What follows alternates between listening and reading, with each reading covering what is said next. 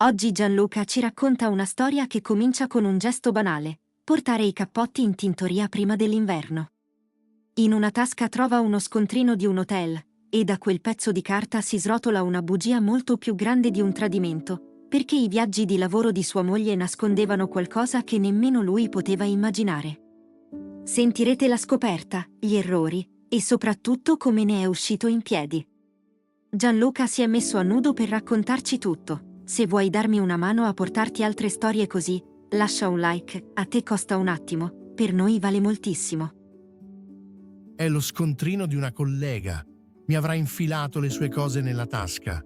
Gianluca, ti prego, guardami. Sei ridicolo. Serena aveva la voce ferma, le mani no. Le mani le tremavano intorno alla tazza di camomilla. In piedi nella nostra cucina, a luna di notte, mentre io tornavo dal servizio con addosso ancora l'odore di fritto e di rosmarino. Ho messo lo scontrino sul tavolo, tra noi due. L'ho girato verso di lei, piano, come si gira un piatto davanti a un cliente. Hotel dei Castelli, Sestri Levante. Camera matrimoniale. 2 colazioni. Martedì 18. Ho fatto una pausa. Martedì 18 tu eri a Bologna, alla fiera. Me l'hai detto tu. Mi hai pure mandato la foto dello stand. Lei ha negato. Ha negato per 20 minuti. E io sono rimasto lì ad ascoltarla, perché una parte di me, quella stupida, quella fedele, voleva ancora crederle. Ma devo tornare indietro per raccontarla giusta. Mi chiamo Gianluca, ho 35 anni e faccio il ristoratore a Genova. Un locale piccolo, 12 tavoli, a 2 passi dal porto antico. Trenette, acciughe, la focaccia che faccio io alle 6 del mattino, perché mio padre diceva che la focaccia comprata è una resa. Sono sposato, ero sposato, con Serena da 8 anni, 2 figli, Pietro, 10 anni, e Anna, 8. I figli grandi di una coppia giovane, ci dicevano. Ci siamo presi presto, ci siamo presi tutto subito. Serena lavorava nel marketing di un'azienda di cosmetici, bella da fermare il traffico in via San Lorenzo, sempre curata, sempre in ordine anche alle 7 del mattino, e viaggiava. Milano, Bologna, Verona, le fiere di settore, 1-2 volte al mese. Io facevo il turno serale al ristorante. Lei partiva col trolley il lunedì e tornava il mercoledì. Funzionava. Pensavo che funzionasse. I segnali c'erano. Li vedo adesso come si vedono gli scogli quando si ritira l'acqua. Il telefono sempre a faccia in giù sul comodino. Le trasferte che da 2 giorni erano diventate 3. Il profumo nuovo, uno che non le avevo regalato io. E una sera d'ottobre, quando le ho chiesto com'era andata la presentazione a Milano, lei ha risposto: bene, bene, guardando il forno. Serena non guardava mai il forno. Serena ti guardava negli occhi, anche per dirti che pioveva. La scoperta è arrivata di sabato, metà novembre. Genova era grigia. Il vento tirava su dal porto quell'odore di salsedine e ferro. Avevo mezza giornata libera e ho fatto la cosa più banale del mondo. Ho raccolto i cappotti pesanti per portarli in tintoria prima dell'inverno. Il mio, quello di Pietro, e il suo, quello color cammello che le stava da Dio. Per abitudine ho svuotato le tasche. Un fazzoletto, una caramella alla menta e un foglietto piegato in 4, morbido, come se qualcuno l'avesse tenuto in mano a lungo. L'ho aperto lì, in corridoio, con le chiavi ancora tra i denti. Hotel dei Castelli, Sestri Levante, a mezz'ora di treno da casa nostra. Camera matrimoniale, una notte, 2 colazioni. Data: martedì 18 ottobre, la settimana della fiera di Bologna. Ho sentito il pavimento diventare morbido. Non è un modo di dire. Ho dovuto appoggiare la spalla al muro. Sono rimasto in corridoio non so quanto, col cappotto di mia moglie su un braccio e la mia vita in mano, piegata in quattro. Poi ho sentito Anna ridere dalla sua camera per un cartone animato e ho rimesso lo scontrino in tasca, nella mia stavolta. Quella sera al ristorante ho sbagliato 3 comande. Ho salato 2 volte lo stesso sugo. Ho riscaldato la stessa tazza di caffè 4 volte senza berla. Il mio aiuto cuoco, Bakir, mi guardava di traverso. «Capo, tutto bene?» «Tutto bene, Bakir. 8 anni di matrimonio, 8 anni di amore mio, di vacanze a Camogli, di compleanni, di progetti e una camera matrimoniale a Sestri Levante.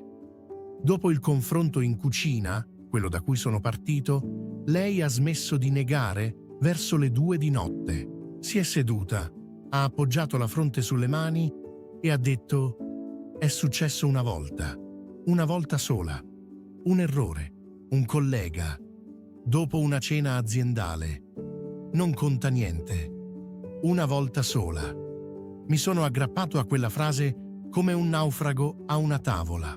Nei giorni dopo ho fatto tutto quello che un uomo non dovrebbe fare e che io ho fatto lo stesso.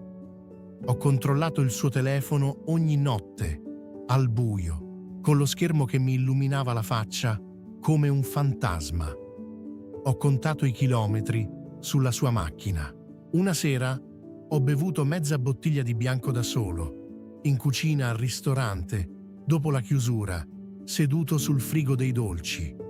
Un'altra sera ho urlato davanti ai bambini e Pietro si è chiuso in camera. Di quello non vado fiero, di niente di quel mese vado fiero. Poi ho fatto la telefonata. Volevo solo una data, una conferma stupida, chiamare la sua azienda e verificare la trasferta di Bologna. Ho composto il numero del centralino, ho chiesto dell'ufficio marketing, ho detto che ero il marito di Serena Costa e che dovevo far recapitare dei documenti. La signora dall'altra parte ha esitato. Poi, Serena Costa non lavora più qui da marzo, signore. Da marzo. 8 mesi. 8 mesi di trolley preparati la domenica sera, di «Ti chiamo dall'albergo», di foto dagli stand delle fiere. 8 mesi di bugie con l'orario dei treni. Ho riattaccato e sono rimasto seduto nel mio ufficio, quel buco dietro la cucina, con le fatture dei fornitori davanti. E lì mi è venuto in mente il conto. Perché io i conti li faccio di mestiere. Se non lavorava da marzo, da dove arrivava il suo stipendio? Perché lo stipendio arrivava ogni mese, puntuale sul conto comune. L'avevo visto io. Quella notte ho aperto l'home banking e sono andato a guardare non l'importo, ma il mittente dei bonifici. Non era l'azienda di cosmetici, era un bonifico da conto privato. Causale, consulenza. Nome dell'ordinante, Corrado Bassi. Corrado Bassi, il futuro socio del mio ristorante. Devo spiegare. Da un anno inseguivo un sogno. Aprire un secondo locale, più grande, in zona Boccadasse. Mi serviva un investitore. E Corrado era arrivato tramite conoscenze comuni. 48 anni, capelli grigi pettinati all'indietro, orologio più caro della mia macchina. Aveva cenato da me decine di volte. Aveva cenato da me con mia moglie e i miei figli. Doveva firmare per il 30% del nuovo locale a dicembre. Il contratto era già sulla mia scrivania. L'uomo che pagava gli hotel a mia moglie. L'uomo che le versava un finto stipendio perché io non scoprissi che era stata licenziata. L'uomo che tra 3 settimane sarebbe diventato il mio socio, seduto alla mia tavola, dentro il mio sogno. Non era una scappatella dopo una cena aziendale, era un sistema. Un'architettura di bugie con tanto di bilancio mensile. Il secondo confronto è stato diverso dal primo. Non ho urlato. Ho messo l'estratto conto accanto allo scontrino. sul solito tavolo e ho detto solo: da marzo. Serena è diventata bianca e stavolta ha pianto lei, non io. Mi ha detto che si vergognava del licenziamento, che Corrado all'inizio l'aveva solo aiutata, che poi le cose erano scivolate, che i soldi servivano per non farmi preoccupare mentre aprivo il locale, come se mi avesse tradito per gentilezza. Mi hai fatto stringere la mano all'uomo con cui andavi negli hotel, le ho detto, davanti ai nostri figli. Non ha risposto. Non c'era risposta. Il fondo l'ho toccato una settimana dopo. Dormivo al ristorante, su una branda in ufficio, e una sera ho lasciato bruciare un'infornata di focaccia perché stavo fissando il telefono. Il giorno dopo, Pietro è venuto a trovarmi con la nonna. Ha addentato un pezzo di quella rimasta e ha fatto una smorfia. Papà, la focaccia sa di bruciato. E poi, piano, anche tu sembri bruciato. 10 anni. Mi ha visto meglio di chiunque altro. Quella notte non ho dormito, ma non per disperazione, per decisione. Alle 6 del mattino ho impastato la focaccia migliore della mia vita e alle 9 ho chiamato il mio avvocato e il notaio. Ho strappato quel contratto in 4 pezzi, come lo scontrino, e li ho spediti a Corrado in una busta, senza biglietto. Lui ha capito. Non l'ho mai più visto al mio ristorante. Il locale a Boccadasse non l'ho aperto. Meglio nessun sogno che un sogno costruito su quei soldi. La separazione è stata civile. Per i bambini. Serena vive a 10 minuti da me, i ragazzi fanno la spola e ho imparato a non parlare male di lei davanti a loro, anche quando la rabbia mi saliva in gola come acidità. Ci ho messo mesi. Sono andato da un terapeuta, io, che pensavo che i problemi si risolvessero lavorando di più. Le ricadute ci sono state. La sera in cui ho controllato il suo profilo per un'ora, la volta che ho quasi risposto male a Corrado incrociandolo in centro e sono passato oltre stringendo i pugni nelle tasche. Piccole vittorie, giorno per giorno. La prima notte di sonno intero, il primo servizio perfetto, la prima volta che Anna ha riso a tavola con me. E io ho riso davvero, non per lei. Oggi è passato 1 anno e mezzo.